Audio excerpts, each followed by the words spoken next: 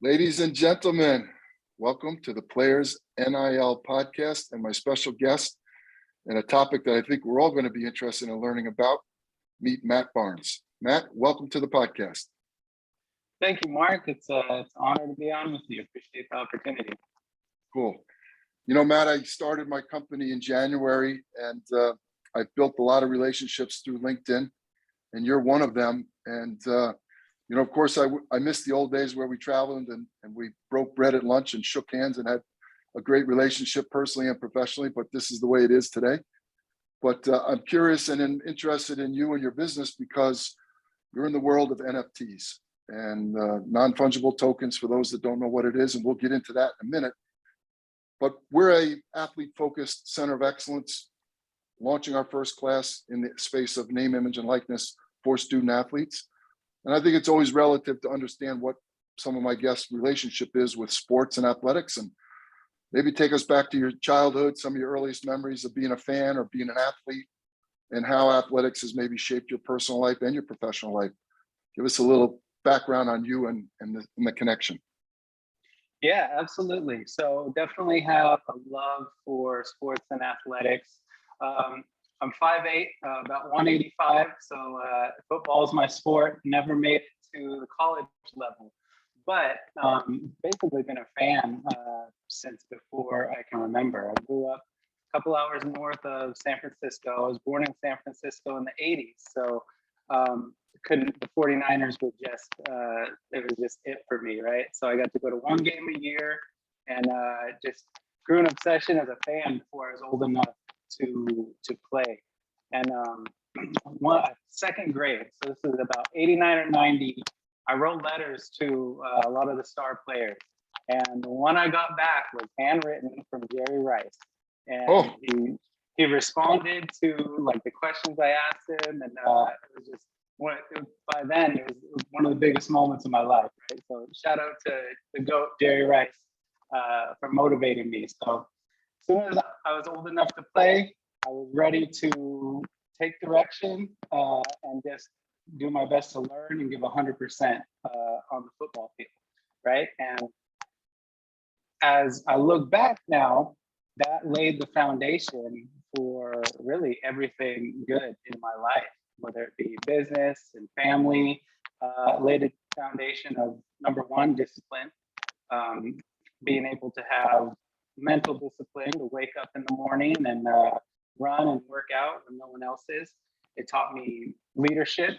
And to me, the first thing, before you're a leader, you have to learn to follow, right? So I learned to respect my teammates, my coaches, and I use that in my business today, for sure. And the last would be structure, right? I definitely learned structure and strategy. Because if you haven't played football necessarily, then you might think it's just people running into each other, but every position has a really in-depth strategy. So yeah, I love that game. And it just as a fan, I mean, of course, I'm a fan of all sports now. And now I'm looking forward to watching my kids grow up and play sports and learn those life lessons as well. Awesome. I love it. You know, one of our missions here is to use athletics to better our lives. And the second part is to use athletics to better the lives of the people around us. So you've gained all of these life skills. You left the field maybe a little bit earlier than you hoped, but it's still with you today. And you've got a company called Sablo, and you're in the NFT space. So tell us a little bit about your company, and then we'll dive into what NFTs stand for. So what does Sablo do? Give us some idea. Absolutely. So Sablo, it does look like Sablo, so no worries on that common mistake. But Sablo is an NFT company, and my background, you wouldn't necessarily think someone who started a tech company, right? I left a successful career in youth advocacy and social services because I discovered the technology of blockchain.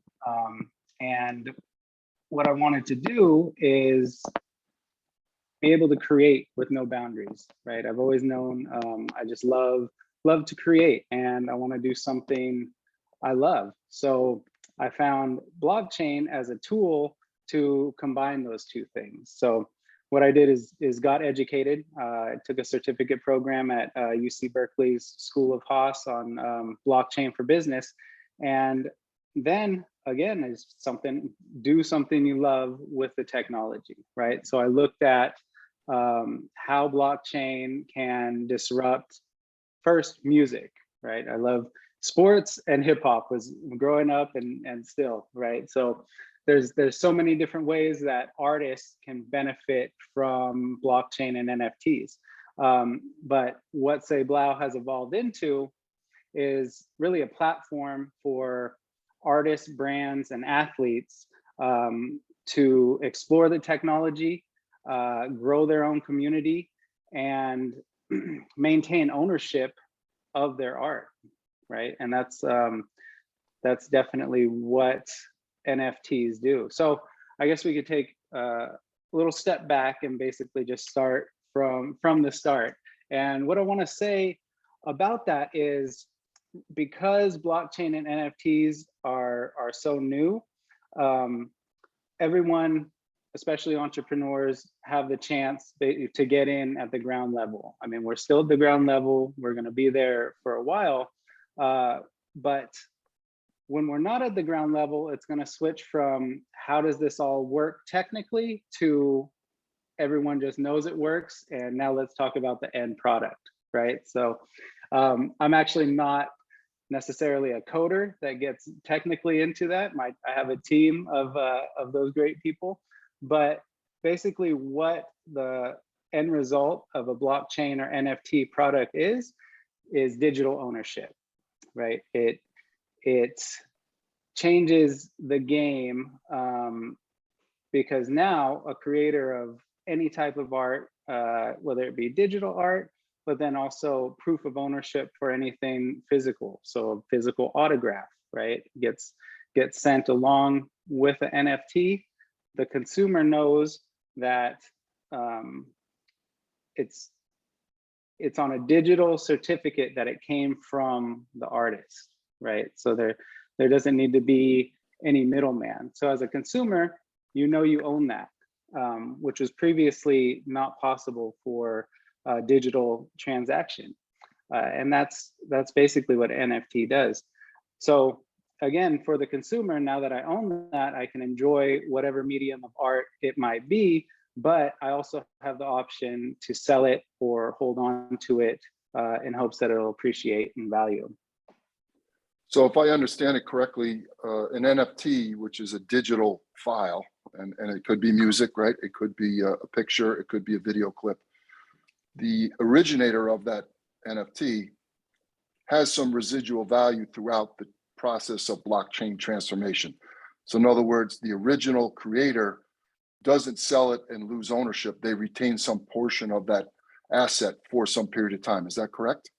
Right, absolutely. Thanks for bringing that up. So that is up to the creator, and there's different platforms that currently provide the NFT transfer service. But basically, any creator artist gets to pick what percentage of every resale down the road they get, right? So of course, there's a strategy there. If you put it at 50% of resale goes back to you, it might not be as appealing as say 5%, right? So typically right now, what you're seeing is anywhere from 10 to 5% goes back to the original creator, with every sale for perpetuity, which again is a game changer.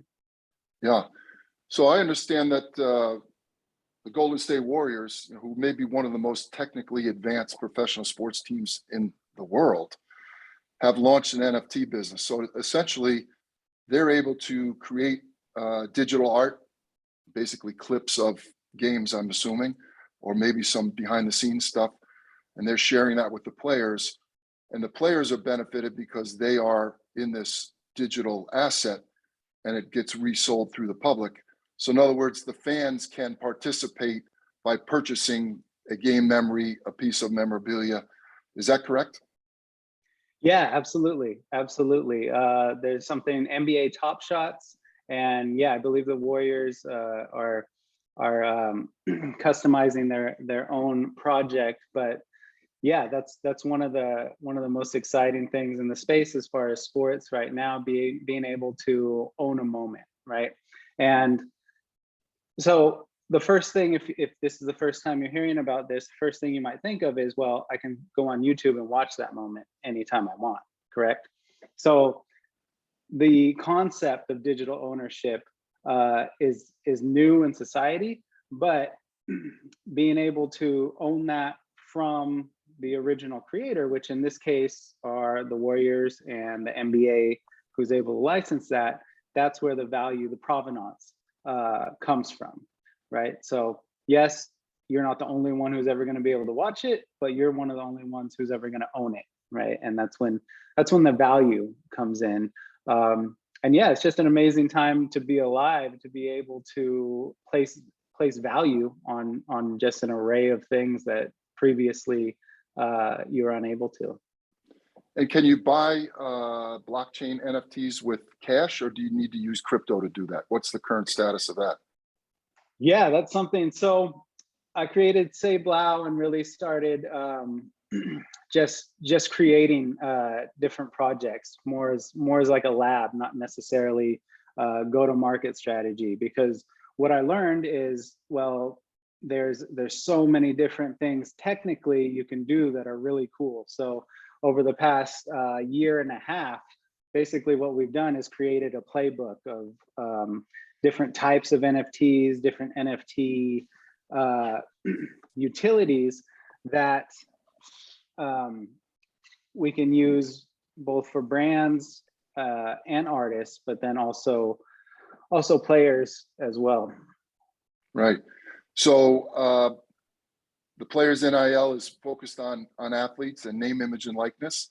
One of our a la carte sections in our phase 2 of our launch will be about NFTs. How does NFT blockchain relate to NIL? How do you envision it?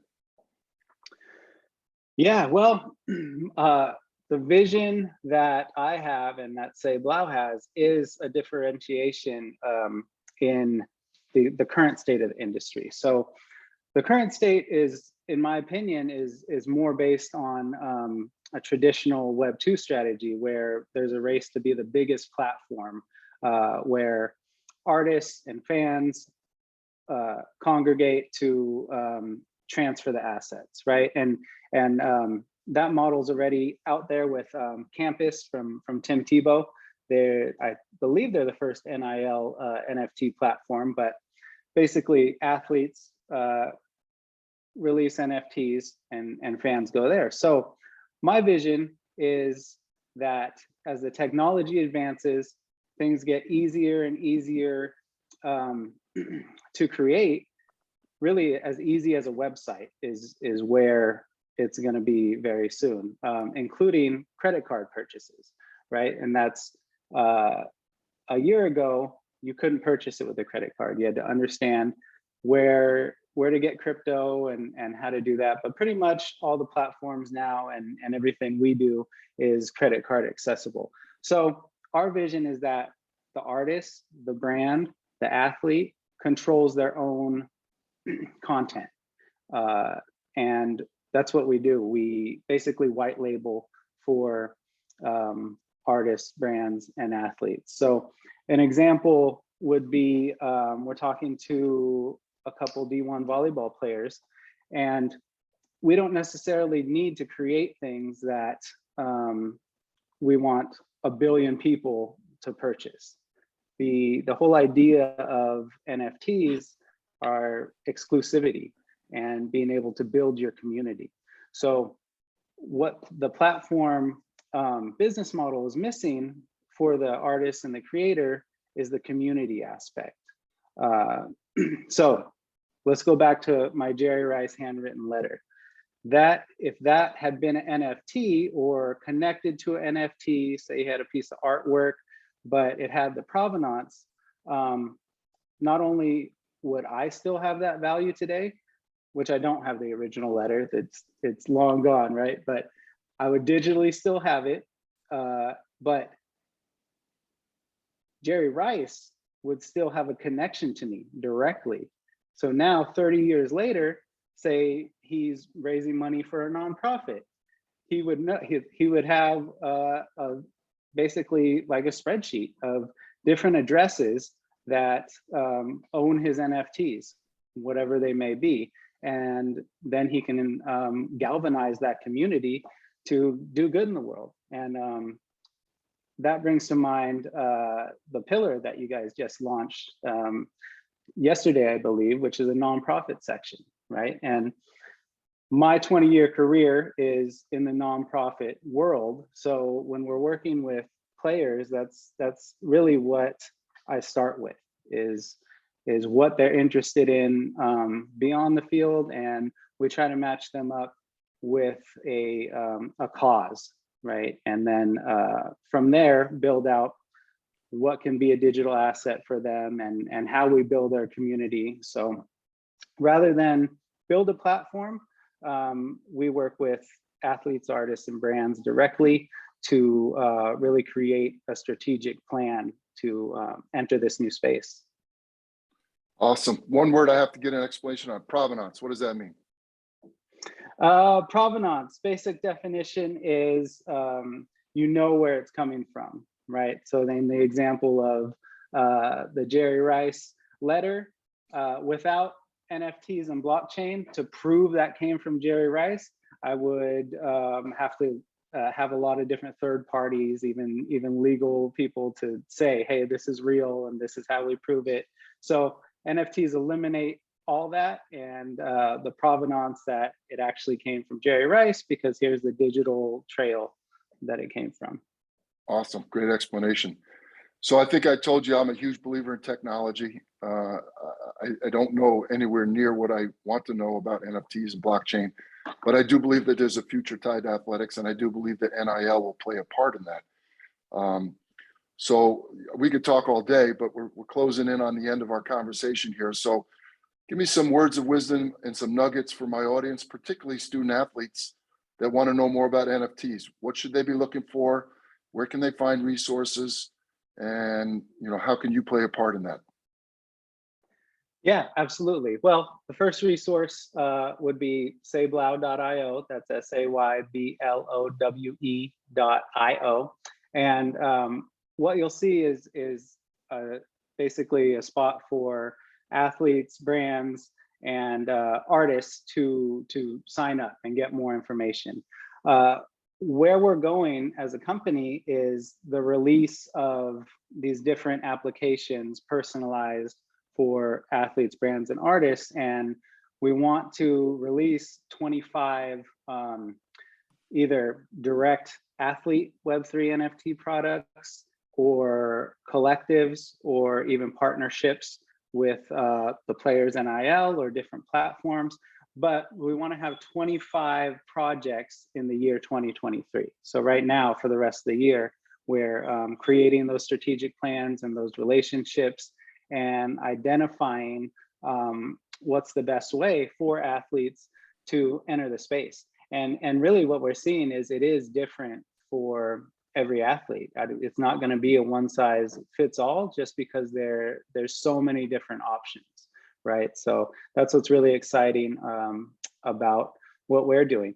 And other than that, yeah, simple Google search, and you can see, you can go on OpenSea and kind of see the digital art NFT movement, because basically that's what people think of right now when they think of NFTs are digital art.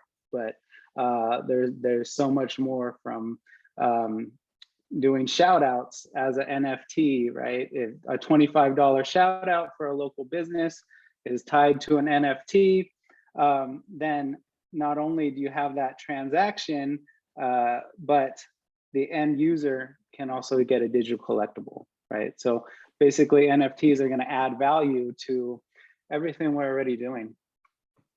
I love it. I'm a believer in it, and I'm not a visionary, but I think that this is obviously on the horizon. So Matt, I appreciate your information and your basic education. I'm sure my audience will benefit from it.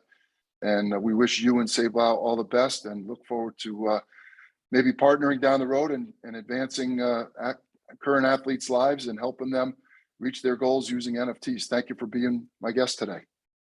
Absolutely. Thank you. I appreciate it. Okay.